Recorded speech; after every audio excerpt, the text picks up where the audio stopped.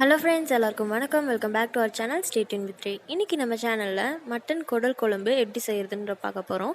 அதுக்கு முன்னாடி நீங்கள் இன்னும் நம்ம சேனலை சப்ஸ்கிரைப் பண்ணாமல் இருந்தீங்கன்னா ப்ளீஸ் சப்ஸ்கிரைப் பண்ணிக்கோங்க. கூடவே இருக்க பெல் ஐக்கானையும் கிளிக் பண்ணிக்கோங்க. ஸோ நான் எப்போல்லாம் வீடியோ போட்டேனோ அப்போல்லாம் என் வீடியோவை மிஸ் பண்ணாமல் பார்க்கலாம். ஃபஸ்ட்டு கடையில் 4 டேபிள் ஸ்பூன் அளவுக்கு எண்ணெய் விட்டுருக்கேன். அதில் 1 டேபிள் ஸ்பூன் அளவுக்கு கடுகு போட்டு நல்லா பொரிக்க விட்டுருங்க.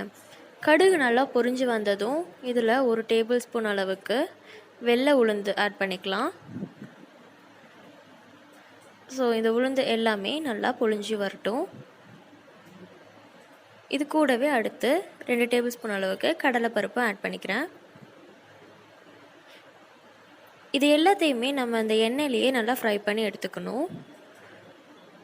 இது எல்லாமே நல்லா ஃப்ரை ஆகி வந்ததுக்கப்புறமா இது கூட நம்ம 2 கைப்பிடி அளவுக்கு சின்ன வெங்காயத்தை இது கூட ஆட் பண்ணிக்கலாம். இந்த குழம்புக்கு சின்ன வெங்காயம் தான் நல்லா டேஸ்ட் கொடுக்கும். ஸோ இது எல்லாத்தையுமே எண்ணெயிலேயே சேர்த்து நல்லா வறுத்து எடுத்துக்கலாம். ஒரு கொத்து கருவேப்பிலையும் ஆட் பண்ணிக்கலாம். இப்போது இது கூட 2 டேபிள் ஸ்பூன் அளவுக்கு மல்லி தலை இல்லை, இந்த மாதிரி மல்லி இருக்கு இல்லையா, உலர்ந்த மல்லி ஆட் பண்ணிக்கிறோம். 10லேருந்து 15 பல் அளவுக்கு பூண்டு ஆட் பண்ணிக்கிறோம். ஒரு 2 இன்ச் அளவுக்கு இஞ்சி இது கூடவே சேர்த்து எல்லாத்தையுமே நல்லா மிக்ஸ் பண்ணிக்கலாம். காரத்துக்கு நான் இன்றைக்கி 6 வரமிளகாய் போட்டிருக்கேன். உங்களுக்கு காரத்துக்கு எவ்வளோ தேவையோ அந்த அளவுக்கு ஆட் பண்ணிக்கோங்க. 2 தக்காளி மீடியம் சைஸில் போட்டிருக்கேன். இது எல்லாத்தையுமே ஒன்றா நம்ம இதே எண்ணெயில் சேர்த்து வறுத்து எடுத்துக்கலாம். இது எல்லாமே நல்லா வெந்து வந்துடுச்சுன்னா போதும். இது கூட பெப்பர், சீரகம், சோம்பு ஒவ்வொரு ஸ்பூன் போட்டிருக்கேன். பட் அந்த வீடியோ கிளிப் மிஸ் ஆயிடுச்சு, நீங்கள் ஆட் பண்ணிக்கோங்க.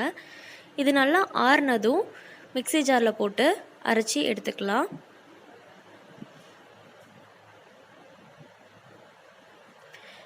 அரைச்சாச்சு. இப்போது இது கூட தேங்காய் துருவல் ஒரு 1/4 மூடி அளவுக்கு ஆட் பண்ணியிருக்கேன். அதையும் சேர்த்து அரைச்சி எடுத்துக்கலாம். இப்போது நான் இந்த குழம்ப மண் சட்டியில் வைக்க போகிறேன். ஸோ மண் சட்டி அடுப்பில் வச்சுட்டு 2 குழிக்கரண்டி அளவுக்கு நல்லெண்ணெய் ஊற்றிருக்கேன்.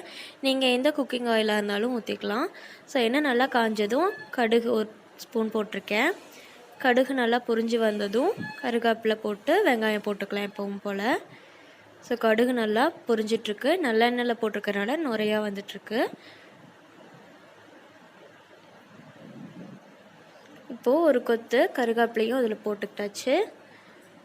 அது கூடவே ஒரு 4-5 சின்ன வெங்காயத்தை பொடியாக கட் பண்ணி வச்சுருக்கேன். அதையும் போட்டு நல்லா ஃப்ரை பண்ணிக்கலாம்.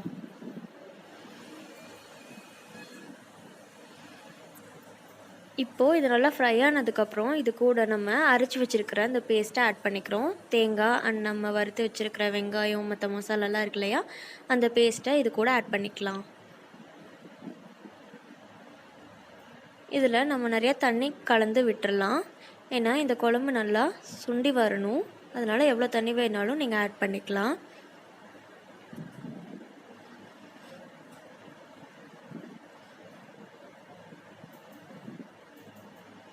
இன்றைக்கி நான் 1/2 கிலோ அளவுக்கு மட்டன் குடல் எடுத்திருக்கேன். அந்த குடலை நல்லா வாஷ் பண்ணி எடுத்துக்கோங்க. நீங்கள் இதையும் நம்ம அந்த மசால் கூடவே போட்டு கொதிக்க விட்டுடலாம். ஒன்றா